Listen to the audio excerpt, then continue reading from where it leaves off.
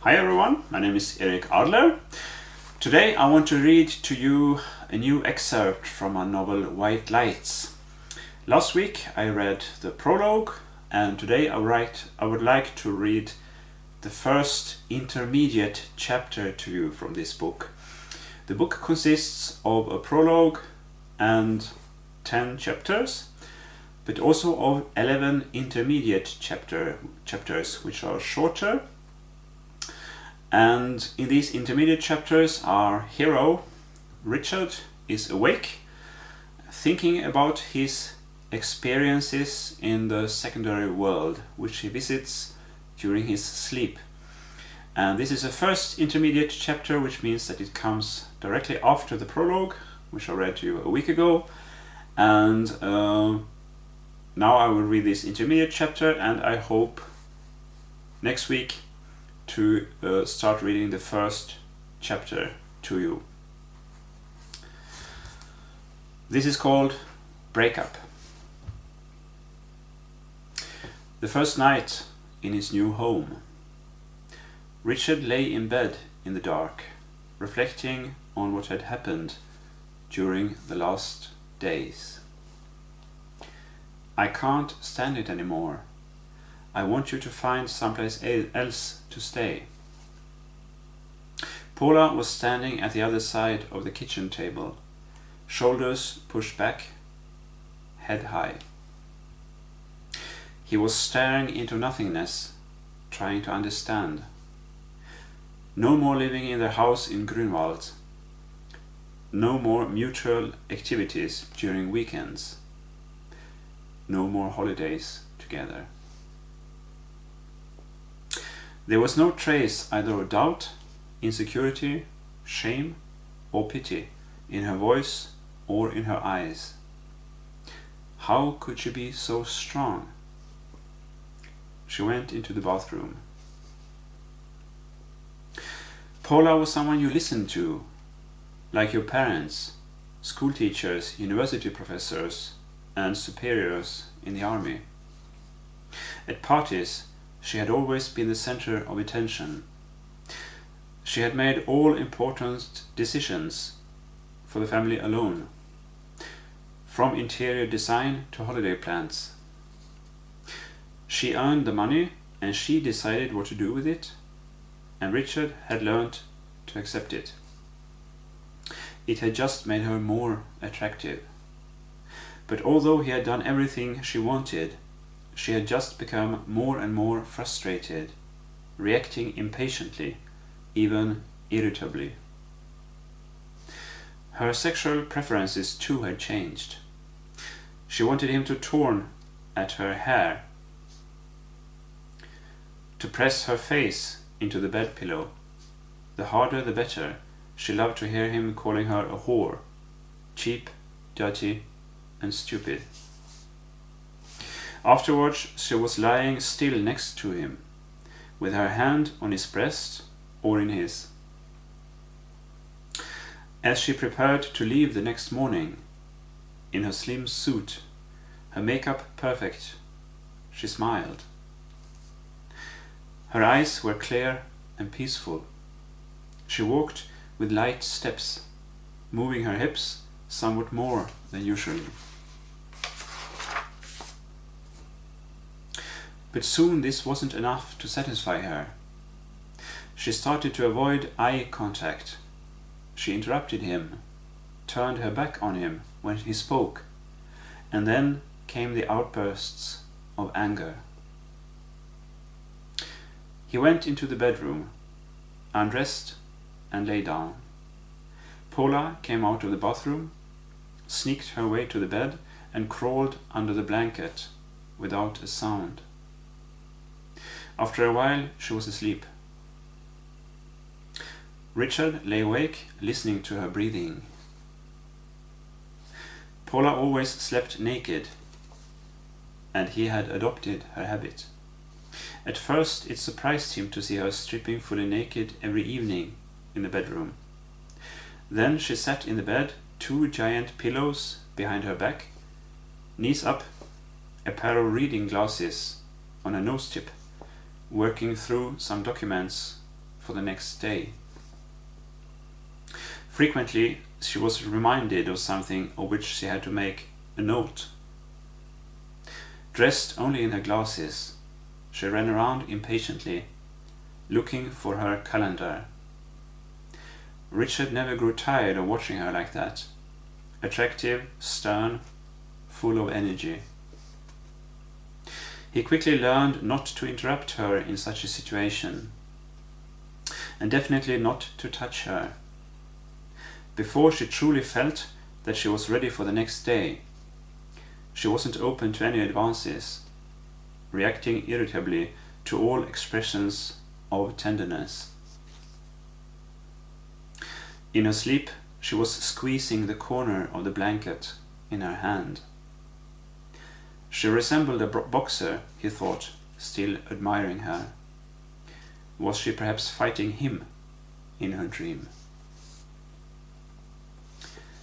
Darkness, then a headlight, dim at first, but slowly it's getting stronger until it forms a round cone on the ground. A drum roll and a small man dressed in a tuxedo appears in the light cone. A stormy applause. This tent, ladies and gentlemen, has 10,000 seats, and tonight we're sold out. Now it's time for our main attraction. Maria Schwartz, our best artist, will perform the somersaults at 50 feet and without a safety net. Dear audience, may I ask for silence for our brave Maria. Drumming. Then a spotlight directed towards something small up there. It's a slim girl dressed in shimmering silver white, her face covered behind makeup, on her head a glittering diadem. The audience loves her, Germany's best acrobat. She loosens a trapeze from its holder and waits. Another spotlight illuminating a second trapeze floating freely. The drumming stops. There's complete silence. She hovers through the darkness. Eagerly the white light follows the slim body. The drumming is starting again. The girl is swinging faster and faster. The beats are sounding harder and harder. Waiting becomes unbearable. Soon the leap must follow, and she will be whirling through the air, unprotected. The drumming gets even louder, even more aggressive. The world is holding its breath. Even the manager down in the arena is watching anxiously, forgetful of the microphone in his hand. Mimi, please don't die. You're still so young, not yet 14. Mom and Dad will become so sad, but then they're already dead. White lights. Silence. The crash. Death. I want to become a trapeze artist in a big circus. If there's no safety net, I'll put a newspaper on the floor. That'll stop the impact. Richard is always rude to me. Whenever I say something, he's always making fun of it. Richard, stop provoking your sister. I'm so sorry, Mimi. I didn't know you were going to die. Richard, startled. The sheets were wet with sweat. He had been dreaming of his sister again. It was always the same dream. He sat up and pulled his legs over the edge of the bed. The contact with the soft carpet soothed him a little. Behind him he heard Paula's calm breathing. He went naked into the living room and sat down in his father's old armchair. The silver-grey moonlight fell on his hands like rain.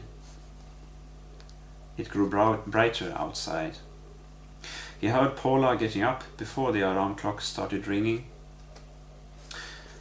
the bathroom door opening and closing, the shower being turned on.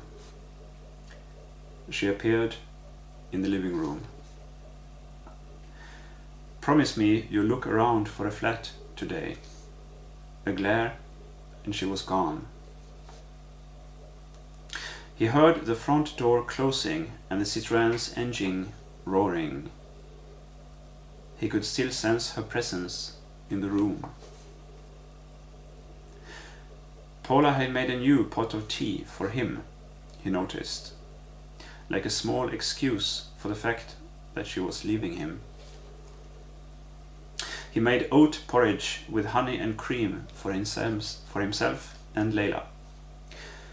Layla always ate a lot of it, because she wanted to become big and strong, like her father.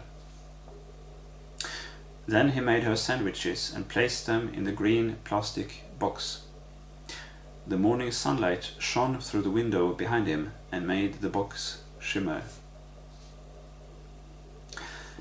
Layla was lying on the floor in her room, writing letters on a sheet of paper.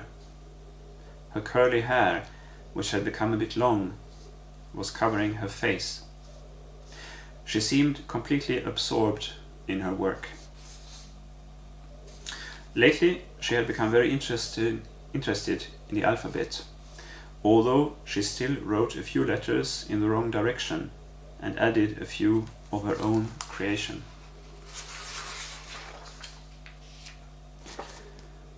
"I dreamed I was hanged, and my fingers were blue," she said as they sat down at the table.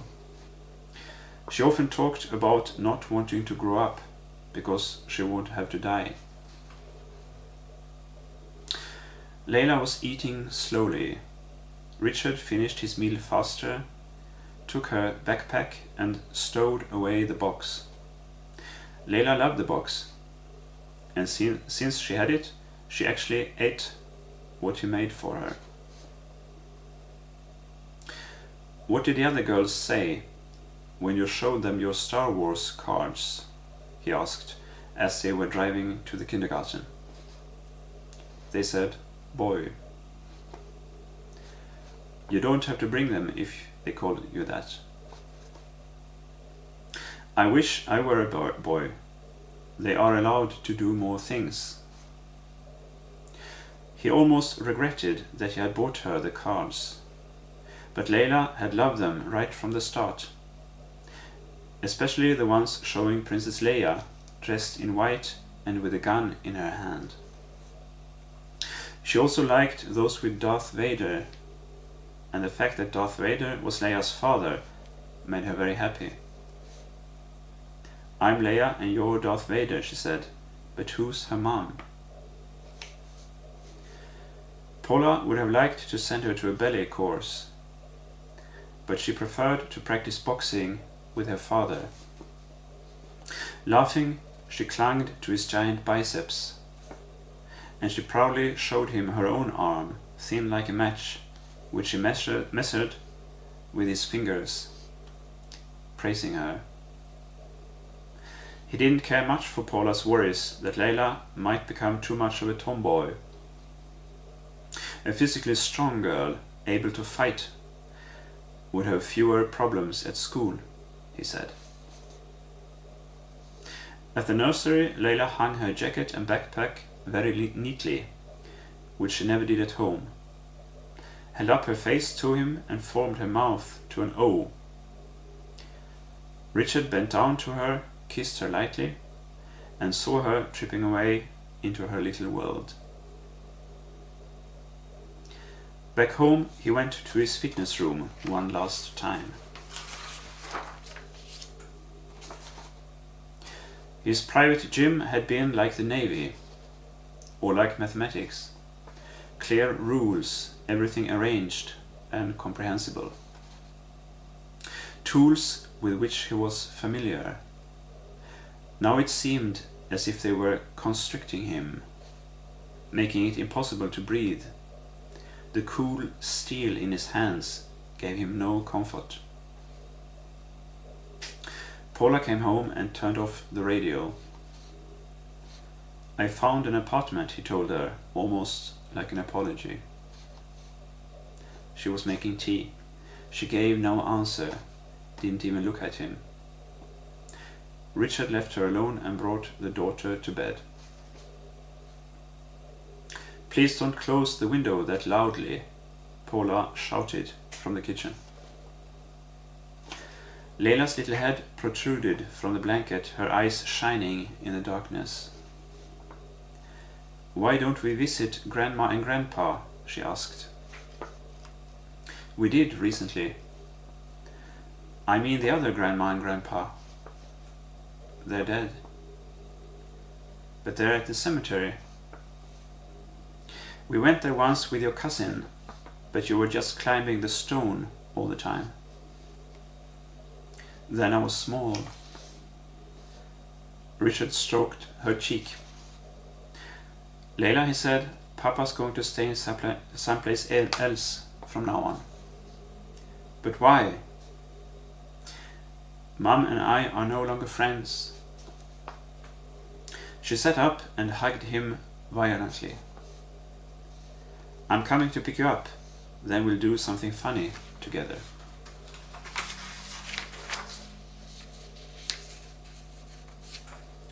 Paula was standing in the doorway. When he looked at her, she turned and left. He stayed with the daughter until she'd fallen asleep. Paula was in the kitchen.